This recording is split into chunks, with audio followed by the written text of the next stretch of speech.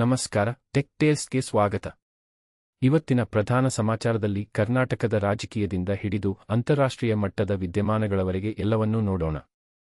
ಕರ್ನಾಟಕದ ಮುಖ್ಯಮಂತ್ರಿಗಳು ರಾಜ್ಯದಲ್ಲಿ ಯುವಯುಗದ ಆರಂಭಕ್ಕೆ ಭರವಸೆ ನೀಡಿದ್ದಾರೆ. ಇದರ ಜೊತೆಗೆ ಡಿ.ಕೆ. ಶಿವಕುಮಾರ್ ಅವರು ಸಾರ್ವಜನಿಕರ ಕುಂದುಕೊರತೆಗಳನ್ನು ಆಲಿಸಲು ಪ್ರತ್ಯೇಕ ಸಚಿವಾಲಯ ಸ್ಥಾಪಿಸುವುದಾಗಿ ಘೋಷಿಸಿದ್ದಾರೆ. ಇದು ಎನ್.ಆರ್.ಐಗಳ ಸಮಸ್ಯೆಗಳನ್ನು ಬಗೆಹರಿಸಲು ಸಹಕಾರಿಯಾಗಲಿದೆ. ವಾಹನ ಸವಾರರಿಗೆ ಸಿಹಿ ಸುದ್ದಿ.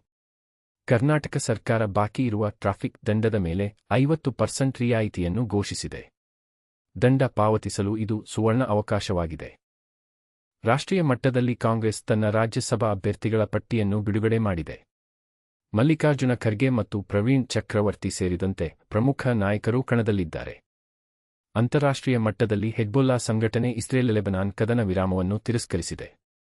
ಇತ್ತ ಫ್ರಾಂಕ್ಫರ್ಟ್ ವಿಮಾನ ನಿಲ್ದಾಣದಲ್ಲಿ ಲುಫ್ತಾನ್ಸಾದ ಬೋಯಿಂಗ್ 787 ವಿಮಾನದ ಗೇರ್ ಕುಸಿದು ಬಿದ್ದು ಸಿಬ್ಬಂದಿಗೆ ಗಾಯವಾಗಿದೆ.